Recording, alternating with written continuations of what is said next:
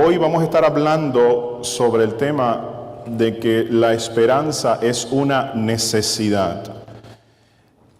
Vamos a estar hoy mirando una historia, la cual considero una de las historias más impresionantes en la Biblia en cuanto a lo que es el buen porvenir sin esperarlo. El buen porvenir sin esperarlo. Y cómo ese buen porvenir se manifestó a través de un acto de misericordia.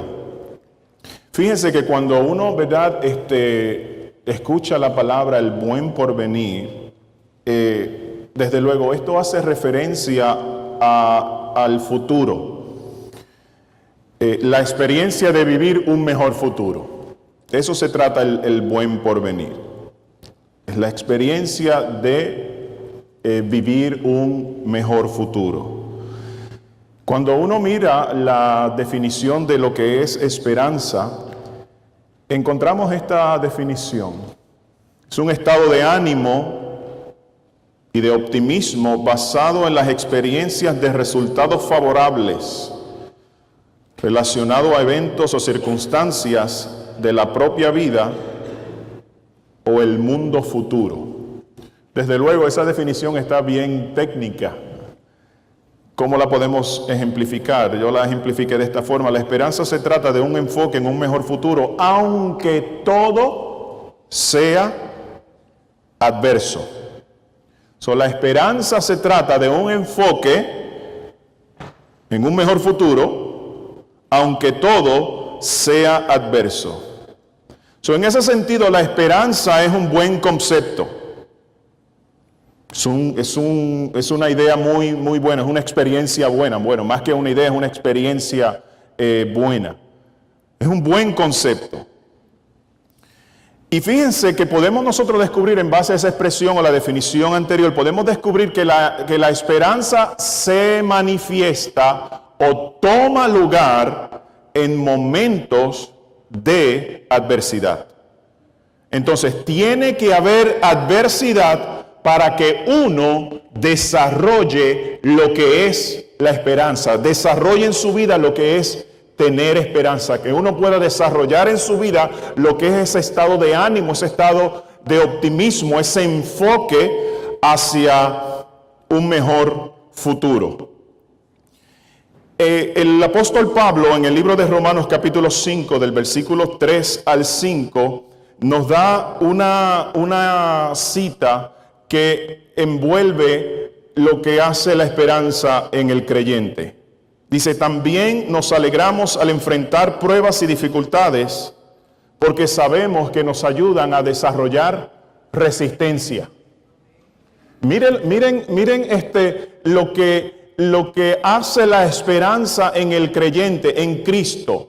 Lo que hace la vida de fe en Cristo, lo que produce en un ser humano de carne y hueso que siente y padece, que logra decir en base a su experiencia, en base a su esperanza y en dónde está su esperanza, le hace verbalizar lo siguiente: yo me alegro al enfrentar pruebas y dificultades, porque yo sé que esto desarrolla en mí una resistencia. ¿Resistencia en qué sentido? En no fracasar, en no abandonar, en no apartarme de la verdadera fe.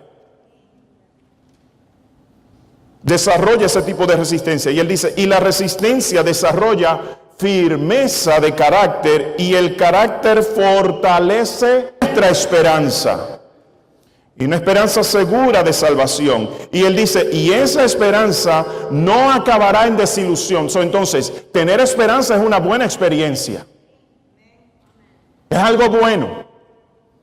Pero ¿cuándo es que surge, se desarrolla, se manifiesta la esperanza? En momentos de adversidad. Tiene que haber adversidad para que usted desarrolle esperanza. Tiene que haber adversidad para que yo desarrolle esperanza. Y él dice, y esa esperanza que usted tiene no va a acabar en una desilusión, pues sabemos con cuánta ternura nos ama Dios, porque nos ha dado el Espíritu Santo para llenar nuestro corazón con su amor.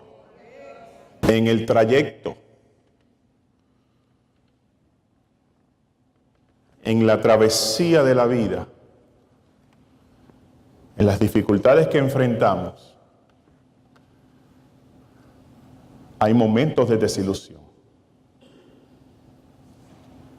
Pero eso no es permanente. Hay algo más allá. Pablo dice, trabaja, esta adversidad trabaja en tu vida, trabaja en tu carácter, trabaja en tu firmeza, trabaja en tu resistencia, trabaja en tu desarrollo de fe. Entonces usted y yo tenemos que aprender a desarrollar en nuestra vida lo que es la esperanza y ese ánimo que produce y ese entusiasmo que produce y esa motivación que produce en nosotros, porque nuestro enfoque está en lo porvenir, en el futuro. Amén, amados.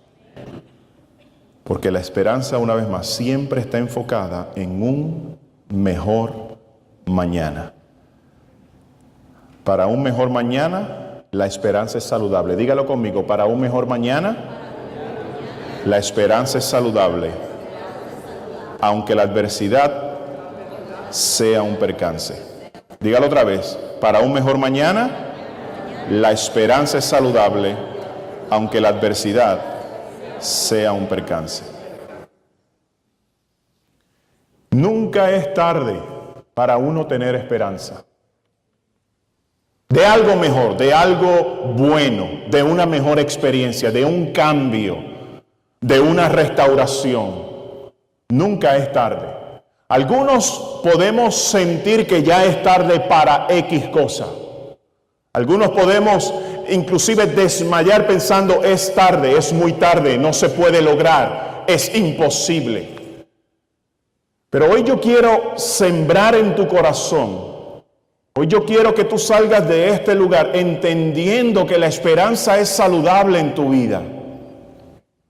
De que aunque hay adversidad, aunque hemos topado con dificultades, hoy yo quiero que tú entiendas de que el tener esperanza en la adversidad es algo muy saludable. Tú necesitas esperanza, yo necesito esperanza. Por lo que logra en tu vida, por lo que produce en tu vida. Y sobre todo cuando esa esperanza a través de la fe está puesta en Dios, que puede hacer las cosas que para nosotros son imposibles, Él las puede tornar en posibles, específicamente cuando usted y yo tenemos esperanza. Entonces nunca es tarde. Mira el que está a tu lado y díselo, nunca es tarde. Nunca es tarde. Para lo mejor, dilo, para lo mejor nunca es tarde, nunca es tarde. Una expresión que para mí es importante porque mi mamá me lo decía de joven. Cuando yo, ¿verdad?, en algún momento dado le dije que ya es tarde para eso, y ella me decía, no, no es tarde. Me decía, nunca es tarde. Tarde es cuando uno se muere. Así me decía. Mientras hay vida, hay esperanza. Nunca es tarde. Entonces, nunca es tarde para lo mejor en la vida. Nunca es tarde para enmendar errores. Nunca es tarde para triunfar en la vida. Nunca es tarde para ver en nuestras vidas la manifestación de la gloria de Dios. Mientras hay ese último aliento de vida, nunca es tarde. Entonces, eso es lo que nos dice la esperanza. Dentro de toda imposibilidad, dentro de toda adversidad, la esperanza nos dice a nosotros, ¿sabes qué? Entiende, nunca es tarde para un mejor mañana. En el deporte, esa expresión, ¿verdad? El entender de que nunca es tarde se ve bien claro en el deporte. A los que les gusta el deporte, ¿verdad?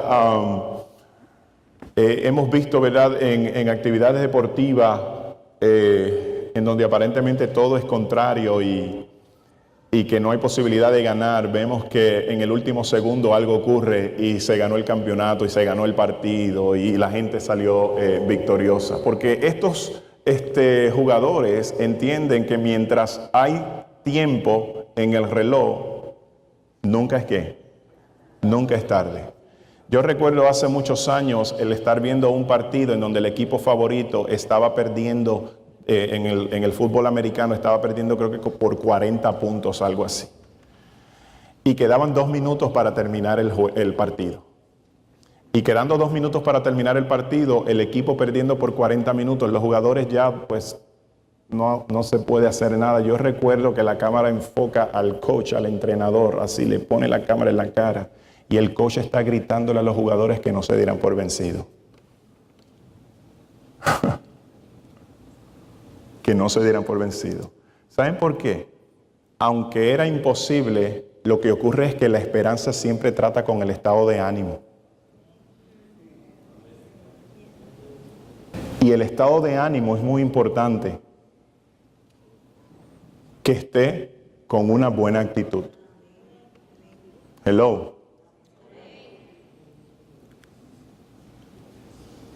La vida de fe se trata de eso. La vida de fe se trata de la esperanza. La vida de fe se trata de poner esperanza. La vida de fe se trata de aún hay esperanza. Y cuando usted tiene esperanza, eso comienza a trabajar en su estado de ánimo. Pero cuando usted no tiene esperanza, ¿cómo es nuestro estado de ánimo? Cuando yo no tengo esperanza, ¿cómo es nuestro estado de ánimo? Decaído, pesimista, entristecido, deprimido, frío, aislado. Para un mejor mañana, entiéndelo, para un mejor mañana la esperanza en tu vida es saludable porque trabaja en tu estado de ánimo, en contra de toda adversidad. Y eso lo vimos, ¿verdad?, en este video que acabamos de ver. Y es lo que el deporte también en muchas ocasiones lo podemos utilizar como una ilustración para que nos anime, nos motive y nos haga ver de que en la travesía de la vida, en el partido de la vida, en el juego de la vida, aunque el contagio, la puntuación esté en tu contra, tú no te desanimes, tú no te decaigas, tú no desmayes. Por el contrario, mantén tu fe viva y fuerte en el Señor, en el nombre de Cristo. La esperanza nos dice que nunca es tarde, porque hay un mejor mañana. Entonces, todos necesitamos esperanza. Todos necesitamos esperanza.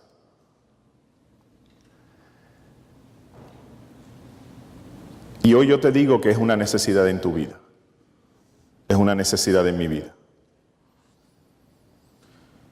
Porque es una necesidad, entonces esto nos lleva a una historia bíblica que está narrada en el libro de Segunda de Samuel, capítulo 9, del versículo 6 al 13.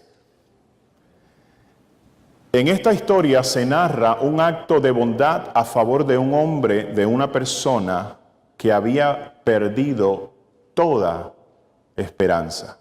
Y fíjense que yo les estoy diciendo a ustedes que tengan esperanza, aún hay esperanza, desarrolla esperanza. La esperanza se desarrolla en la adversidad. Fíjense que esta persona había perdido toda esperanza de un mejor futuro, de un buen porvenir. Y aunque había perdido toda esperanza, él, por lo que es la experiencia de la misericordia y de la gracia y de lo que es ser restaurado, su momento de bendición, cuando él no lo esperaba, llegó en un momento dado en su vida, y de ese momento en adelante su vida completamente cambió luego de haber vivido toda una vida de tragedia desde que él nació.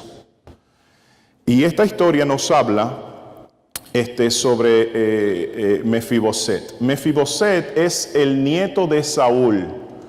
Mefiboset era hijo de Jonatán. Y los capítulos anteriores en Segunda de Samuel nos dicen que Mefiboset, cuando tenía la edad de 5 años,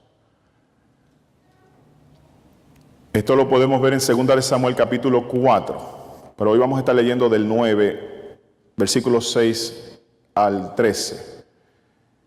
Cuando él tenía 5 años, los filisteos comenzaron a hacer guerra en contra de Israel.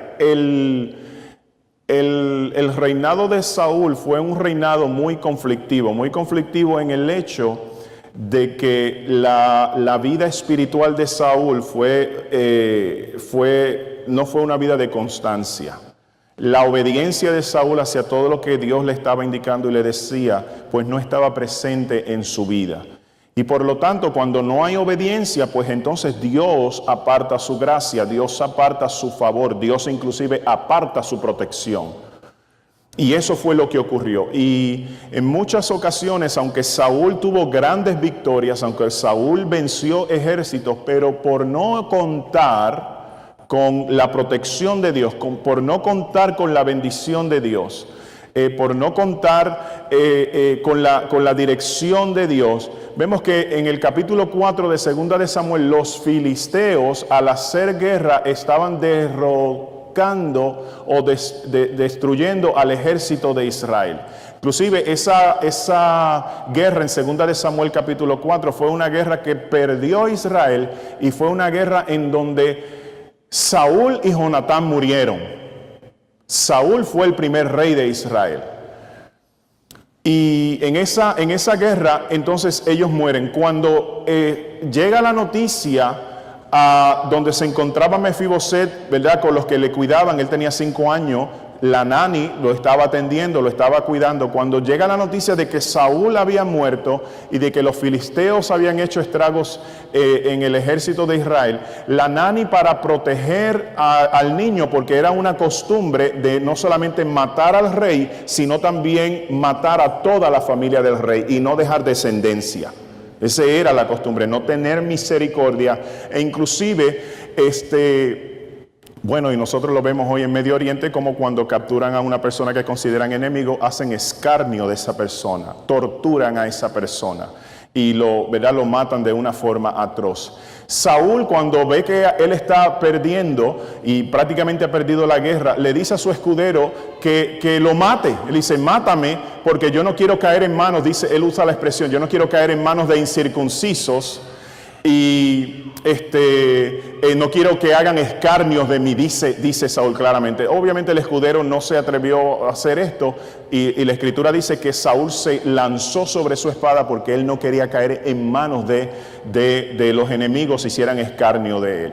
Cuando llega la noticia en donde se encontraba Mefiboset, que era el nieto de Saúl, hijo de Jonatán, y Jonatán era hijo de Saúl, ambos mueren en esta guerra, llega la noticia a la nani y la nani sale corriendo para guardar la vida de Mefiboset, porque obviamente iban a buscar toda la descendencia del rey, toda su familia, y los iban a matar. Ella sale corriendo y mientras iba corriendo en la huida, el niño se le cayó de sus brazos.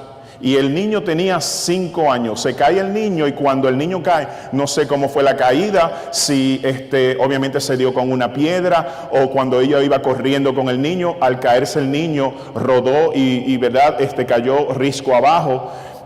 Lo que la escritura dice, y el niño se le cayó, y entonces cuando el niño cae, el golpe fue tan y tan fuerte que se le atrofiaron los pies y el niño queda lisiado de sus pies.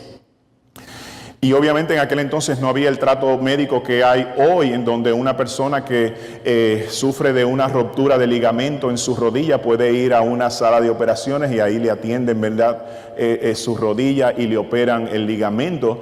Y obviamente esto es muy doloroso, o ciertos golpes que nos damos cuando vamos al médico y recibimos tratamiento y recibimos atención y nos dan medicamentos y seguimos la terapia, pues uno puede tener mejoría. Yo no sé si usted se ha fracturado un tobillo, ¿verdad?, una tibia o la pierna. Algunos han tenido esa experiencia y obviamente pues hay un cuidado médico y usted sigue el cuidado médico y luego que usted se recupere, pues usted puede tener un funcionamiento normal. En aquel entonces pues no había ese tipo de tratamiento o de entendimiento. Él se da el golpe, la Biblia no dice qué fue exactamente lo que le ocurrió, pero sí especifica que dice que quedó lisiado de sus pies. Entonces esa es la historia que nos dice el capítulo 4. Entonces llegamos al capítulo 9 y aquí es lo que nos dice del versículo 6 en adelante. Y vamos a leerlo rapidito, usted lo puede leer o buscarlo ahí en sus notas, en su Biblia, perdón. Dice, y vino Mefiboset, hijo de Jonatán, hijo de Saúl, a David, y se postró sobre su rostro y hizo reverencia. Y dijo David a Mefiboset, y él respondió, he aquí tu siervo. Y le dijo David, no tengas temor, porque yo a la verdad haré misericordia contigo por amor de Jonatán tu padre, y te devolveré todas las tierras de Saúl tu padre, y tú comerás siempre en mi mesa.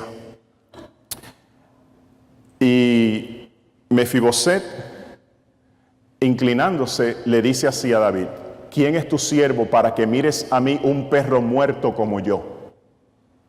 Entonces el rey llamó a Silba, siervo de Saúl, y le dijo, todo lo que fuese de Saúl y toda su casa yo la he dado al hijo de tu señor. Y tú, pues, le labrarás las tierras, tú con tus hijos y tus siervos, y almacenarás los frutos para que el hijo de tu señor tenga pan para comer. Pero Mefiboset, hijo de tu señor, comerá siempre en mi mesa. Y tenía Siba 15 hijos y 20 siervos, y respondió Siba al rey, conforme a todo lo que ha mandado mi señor el rey a su siervo, así lo hará tu siervo. Mefiboset dijo al rey, comerá a mi mesa como uno de los hijos del rey. Y tenía Mefiboset un hijo pequeño que se llamaba Micaía, y toda su familia y toda su casa, toda casa de Siba eran siervos de Mefiboset, y moraba Mefiboset en Jerusalén, porque comía siempre de la mesa del rey y estaba lisiado de sus pies. Entonces, hoy yo puedo decirte que si alguien necesitaba esperanza en su vida, era Mefiboset. Si había una persona que necesitaba esperanza en lo que era la tragedia de su vida, era Mefiboset. Porque la esperanza es una necesidad. Si alguien había perdido toda esperanza de un mejor porvenir, si alguien había perdido esperanza de un mejor futuro, si alguien no tenía una esperanza en las cosas buenas que pueden ocurrir el día de mañana, si había alguien que no tenía ese tipo de esperanza, era esta persona, era Mefiboset. ¿Por qué razón? Número uno, porque era nieto de Saúl. Y tú no quieres ser nieto de Saúl cuando David es rey. ¿Por qué razón? Porque usted, los que conocen la historia bíblica, David sirvió a Saúl, pero le dio tanto celo a Saúl por David que Saúl quería matar a David en un momento dado o en varias ocasiones. Entonces, ahora que Saúl ha muerto, que Jonatán ha muerto, y que por la dirección de Dios o la teocracia, ¿verdad?, de Dios hacia el pueblo, y lo que es Dios gobernar hacia su pueblo y la voluntad de Dios hacia su pueblo, Dios entonces, de ser David un pastor de ovejas, ahora él se convierte en el rey de Israel. Entonces, ¿qué hay en la mente de Mefiboset? Yo sé, esto me ocurrió cuando tenía 5 años, pero crecí con la historia, con el concepto, con la realidad, con los eventos que ocurrieron de que mi abuelo quería matar a David. Ahora David es rey. Y la tendencia era que no solamente los enemigos del pueblo, sino también los enemigos individuales de uno, aunque estuvieran en el pueblo, había la tendencia de que si esa persona tenía un puesto alto, quería matar y quería eliminar a todos sus enemigos. Entonces, si mi abuelo quería matar a David, ahora David entonces es rey, posiblemente David me va a querer matar a mí, porque él sabe que yo estoy asociado a Saúl. Entonces, por eso estoy mencionando, ¿por qué este hombre no tenía ningún tipo de esperanza? Porque todo lo que había enfrentado él durante toda su vida era adverso, desde niño, desde la edad de los 5 años. Y en este caso, y en esta historia que le estoy mencionando, ahora que es David rey, yo no quiero tener asociación con Saúl. Uno no quiere ser conocido ni familiar de Saúl cuando David es rey. Entonces, nieto de Saúl, aparte de eso, como ya sabemos, lisiado de los pies debido a un accidente. ¿Y quién causó el accidente? ¿Quién causó el accidente? ¿Quién causó el accidente? La Naani, a la edad de 5 años. Nieto de Saúl, enemigo de los filisteos. Los filisteos le ganan la guerra y el conflicto en el capítulo 4. en contra de Israel, entonces tengo que salir huyendo porque soy nieto de Saúl, tengo que escapar, tengo que correr, tengo que salvar mi vida. No lo estoy haciendo yo, lo está haciendo alguien por mí. Y aparte de eso, entonces hay un accidente que, ¿verdad? Ella perdió cuidado, o por la prisa, dice la Escritura, por el correr de prisa y por, ¿verdad? A veces los errores que uno comete por no tener cierto cuidado, entonces el niño se cae, se da un golpe y entonces queda lisiado de los pies. Nieto de Saúl, lisiado por culpa de la nani, pobre nani, y entonces exiliado. En el capítulo 4 no especifica en dónde ellos fueron al exilio, no dice exactamente la tierra. Pero en estos versículos anteriores nosotros comenzamos a leer desde el versículo 6, cuando usted comienza a leer desde el versículo 4, David pregunta: ¿quién ha quedado de la casa de Saúl para que yo tenga misericordia de la casa de Saúl? Y luego también él dice: ¿quién ha quedado de la familia de Saúl para que yo haga misericordia? Y él ahora no dice mi misericordia, ahora él dice la misericordia de Dios. ¿Quién ha quedado de la familia de Saúl para que yo muestre las misericordias de Dios sobre su vida? Entonces uno de los líderes de Saúl le dice: pues hay uno lisiado de los pies llamado Mefiboset, y él habita en tierra de Lodebar. Diga conmigo, Lodebar. Lodebar, el significado de la tierra de Lodebar es aislado, no comunicado, sin pastoreo. Eso es lo que significa el Lodebar. Aislado, incomunicado, sin pastoreo. Entonces no dice la Escritura que la nani cuando salió huyendo fue a tierra de Lodebar, o tal vez fue a otra tierra y luego más adelante, tal vez cuando Mefiboset creció a la edad de 16 años, a la edad de 15 años, y luego a esa edad entonces decidieron irse ellos a esta tierra. No sé cuál fue ¿verdad? Exactamente cómo ocurrió. La Biblia no nos da la cronología de cómo ocurrió, de que la nani huyó, se cayó, los recogió y se fueron a Lodebar. O por otro lado, la nani lo tomó, corrieron, se le cayó de sus brazos, él se accidentó, fuimos a otra tierra, cuidamos de él, tratamos de hacer lo mejor que podemos, no tenemos nada, no tenemos dinero, no tenemos casi comida, vamos a sobrevivir, vamos a quedarnos en esta tierra, pero ya él tiene 15 años, entonces vamos a irnos a una tierra más aislada porque estamos escuchando que ya David está ganando poderío, va a llegar a ser el rey, y entonces él puede llegar a este lugar y matar al niño. Si nos vamos a un lugar más aislado, donde no hay comunicación, donde no hay ningún tipo de acercamiento a ese lugar, porque es un lugar en donde no va la gente, porque es una tierra de gente aislada, de gente pobre, de gente menospreciada, de gente que no tiene desarrollo. En esa tierra nadie nos va a molestar, entonces vamos a ese lugar. Mefiboset tenía posiblemente 15 años, 16 años, 18 años, 21 años, cuando le dieron la idea: vámonos a Lodebar. Entonces él dijo: no tenemos razón, esa es la única razón que tenemos que ir, es el único lugar que tenemos que ir, pues entonces vamos ahí. ¿Está conmigo? Pero mire la tragedia, nieto de Saúl.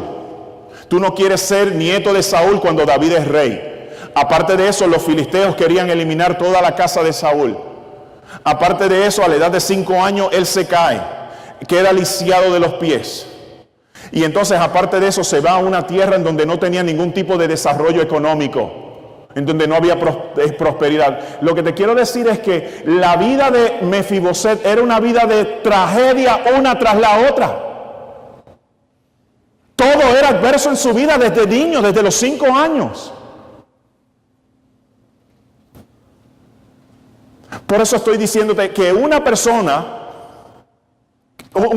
que realmente necesitaba tener esperanza para un buen porvenir, esperanza para algo mejor en el futuro, era él, pero no lo tenía, porque realmente él no tenía ninguna razón para tener esperanza.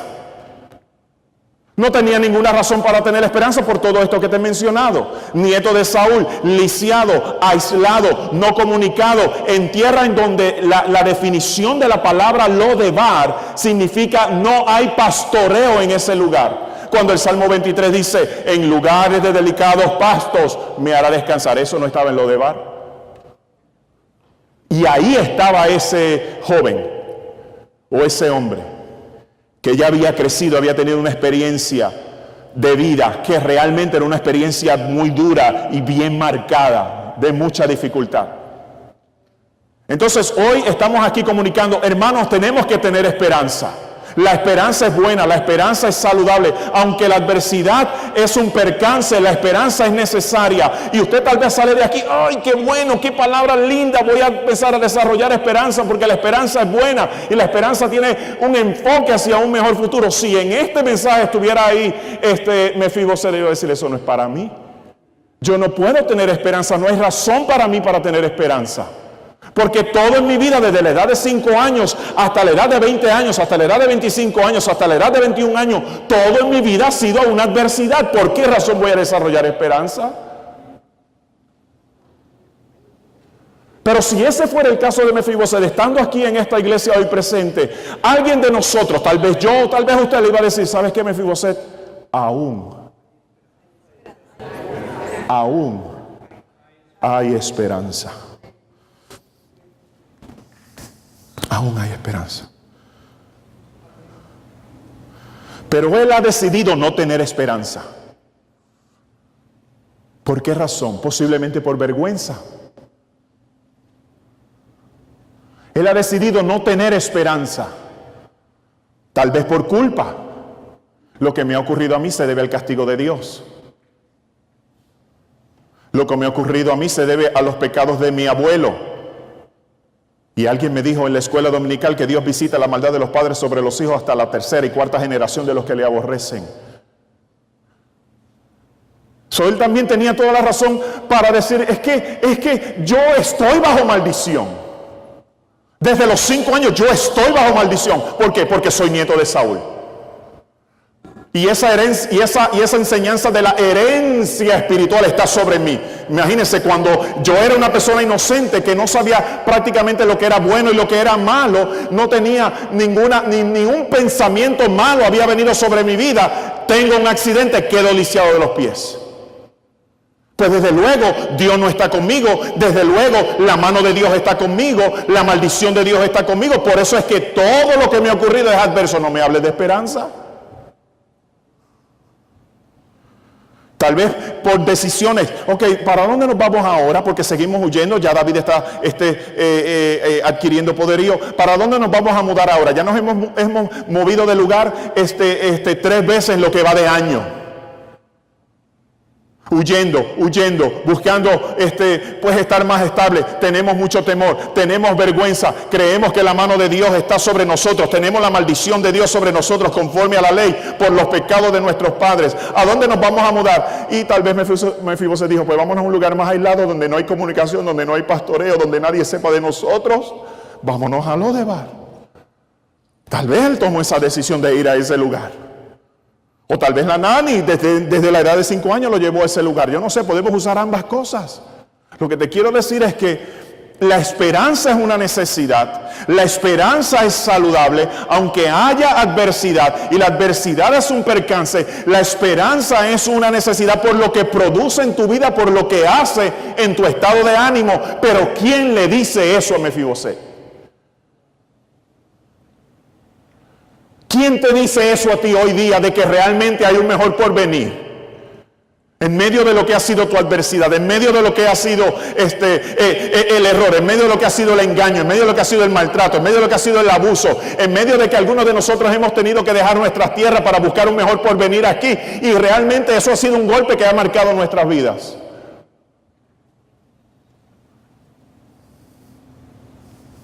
Y hoy te decimos, hay esperanza de un mejor porvenir.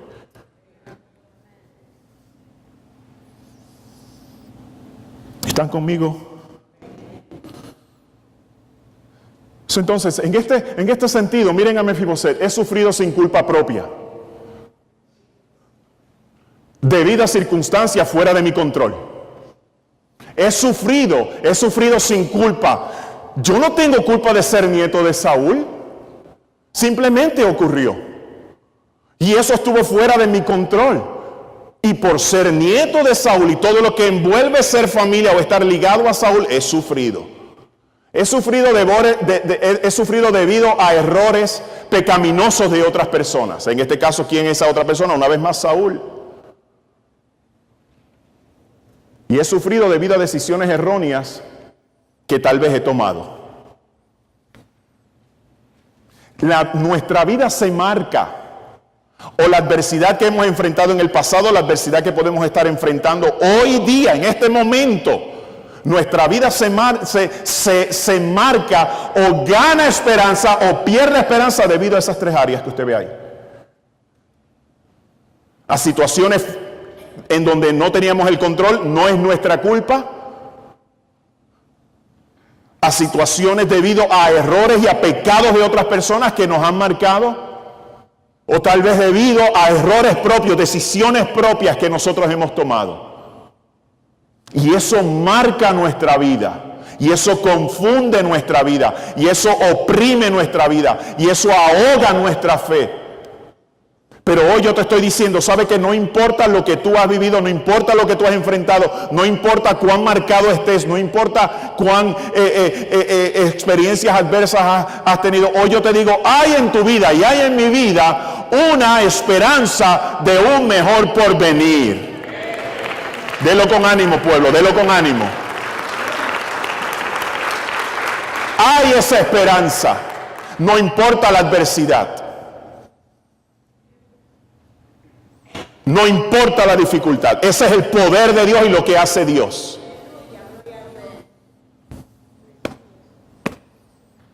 ¿Cuántas veces le habrán dicho a Martin Luther King, no es posible, no se puede? Y él dijo, yo tengo esperanza. Está enfocado en algo más grande en cuanto a la fe, nosotros en Dios, de que estamos en Cristo, de que estamos guardados por Él, de que estamos refugiados en Él, de que todo lo que compone nuestra vida está cubierto por su gracia. Usted y yo somos llamados a vivir, a andar y a creer en la esperanza. Amén.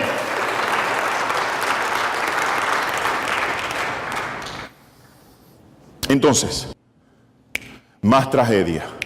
Esto es una tierra árida, no hay desarrollo económico, no hay asistencia gubernamental, no llega aquí el PAN, no llega aquí el welfare, nadie se interesa por el bienestar de nosotros, estamos en Lodebar. ¿Te duelen los pies, Mefiboset? Si no recibió terapia, posiblemente su dolor era constante.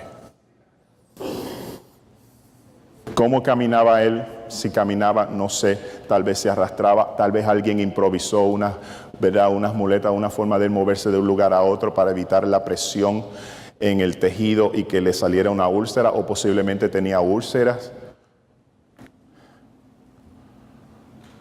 Y al pasar el tiempo, porque la esperanza se trata de el tiempo dirá, dígalo conmigo, el tiempo dirá.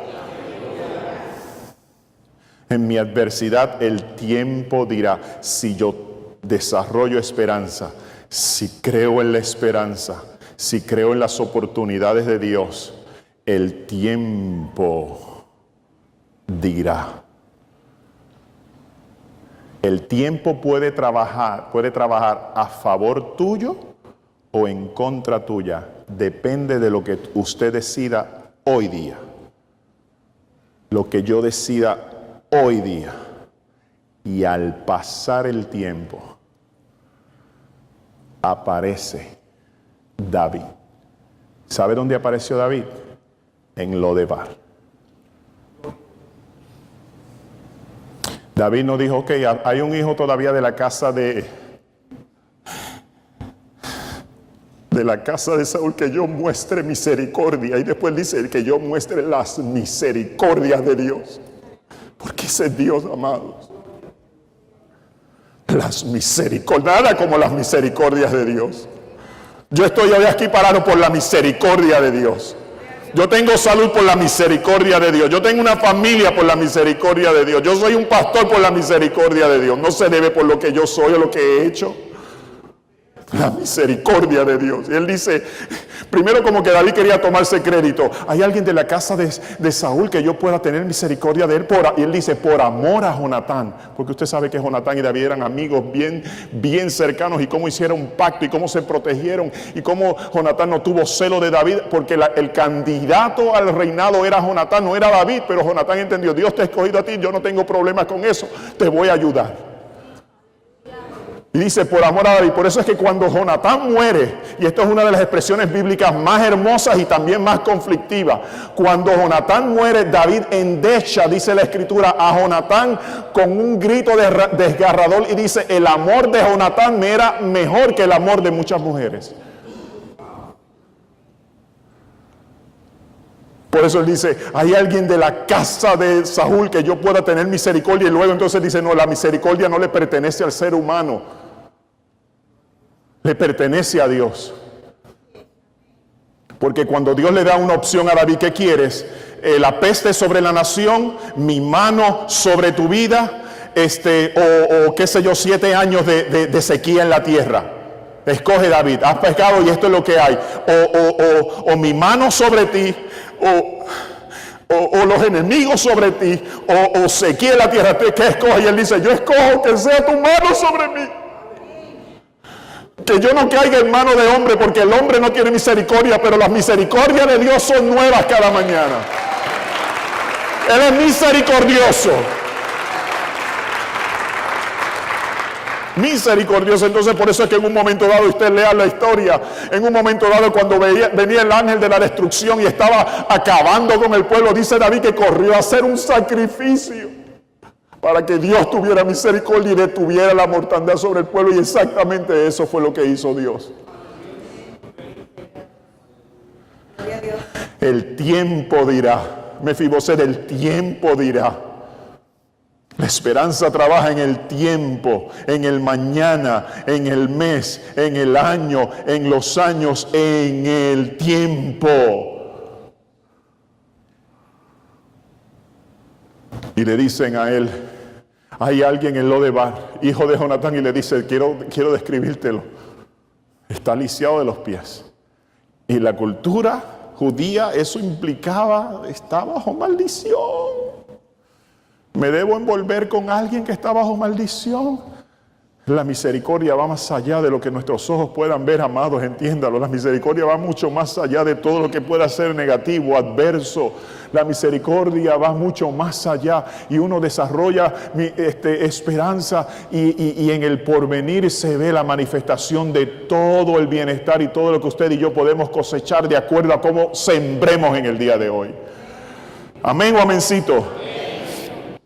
David nos dijo, ok, está en Lodebar, pues que él venga acá, búscamelo y tráelo. No, David fue a Lodebar. David fue. La misericordia nos alcanza.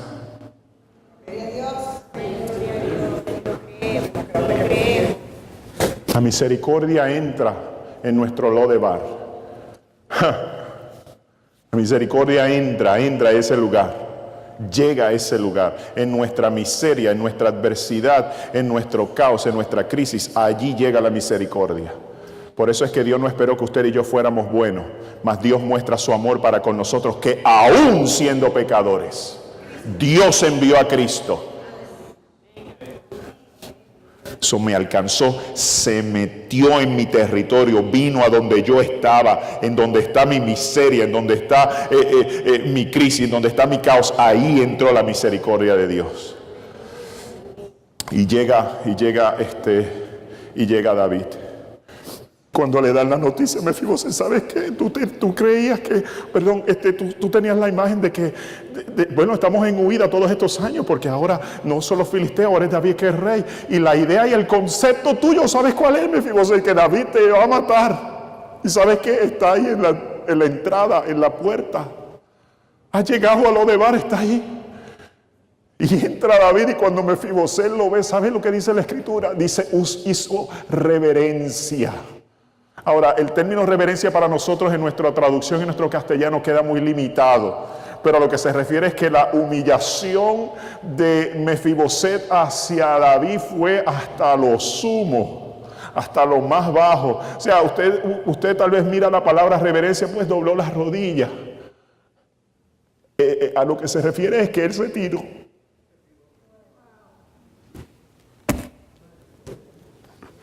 Y ni siquiera se atrevió a mirarlo a los ojos. ¿Por qué se tiró? Porque ten misericordia, David. ten misericordia de mi vida. Y tan siquiera se atreve a mirarlo con la cara mirando al suelo. Y entonces, ¿sabe lo que le dice David? Yo me imagino a David llorando, porque la gente que tiene misericordia llora. Y al ver la condición de este, que es hijo de mi amigo, de mi hermano, quien me defendió, quien me guardó, quien hizo pacto conmigo. Mira la condición de mi sobrino. Y entonces David dice, voy a tener una misericordia contigo que te voy a devolver todas las tierras de Saúl, todo el poderío de Saúl. Y aparte de eso te voy a cuidar a tal magnitud que te vas a sentar en mi mesa. Y vas a comer de mi pan y vas a comer conmigo. Y eso es lo que ha hecho Cristo con nosotros. Por eso nos sentamos espiritualmente, nos sentamos con Él a la mesa, partimos con Cristo a la mesa. Y en un momento dado nos sentaremos literalmente con Él cara a cara en la mesa con el Rey de Reyes, Señor de Señores. Y veremos su gloria, gloria como la del unigénito del Padre. Escucha bien, la culpa y el remordimiento. Sentirte culpable y remordimiento por el daño sufrido. Evitas que vivas con esperanza. Y hoy eso debe parar. Tienes que librarte de eso. Mefiboset tenía culpa, soy hijo de Saúl.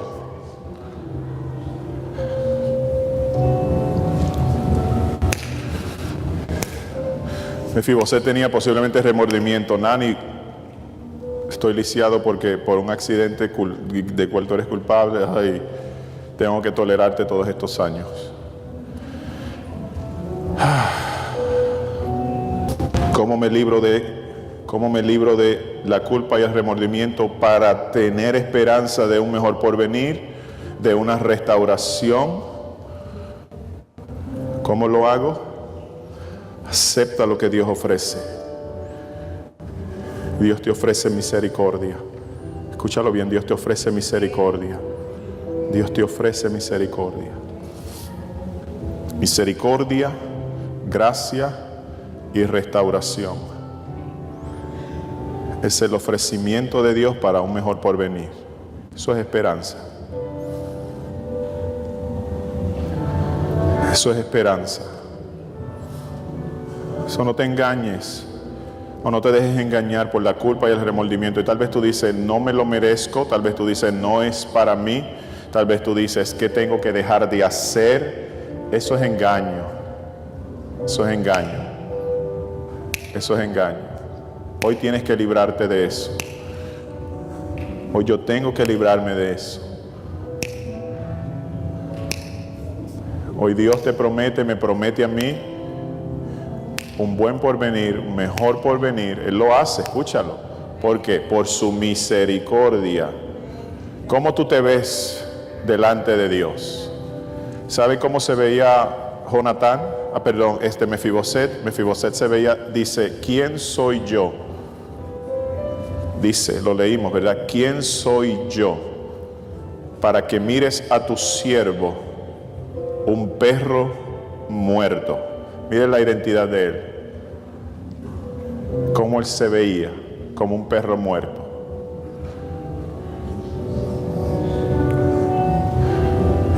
Y una vez más, en la cultura, lo más bajo, una escoria.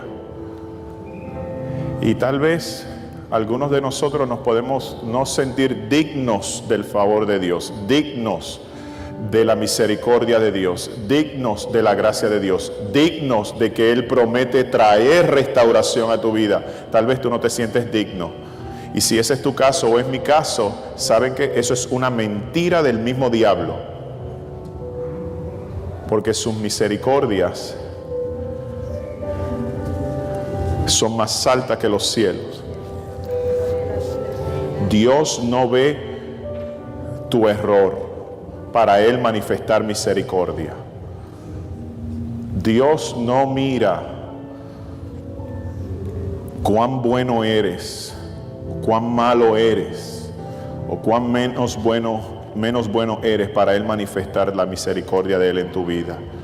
Y yo te puedo decir con mucha claridad y mucha honestidad, yo constantemente le oro a Dios y le pido a Dios, ten misericordia de mí, ten misericordia de mí, ten misericordia de mí. Porque cuando yo le oro a Él pidiéndole que tenga misericordia de mí, yo simplemente estoy reconociendo quién yo soy, pero no lo hago desde la mentalidad de no sentirme digno de Dios. Por el contrario, aceptado por Dios, amado por Dios. Y lo hago en la fe que es en Cristo Jesús. Ese es el poder de Dios. Amén, amados. Mira al que está a tu lado y dile, aún hay esperanza. Aún hay esperanza. Óigalo bien, amados. Y yo sé que el tiempo ha pasado, pero seamos pacientes. Porque yo sé que Dios a una persona en este lugar le está hablando. Y que salgas de este lugar, que misericordia, gracia y restauración de Dios.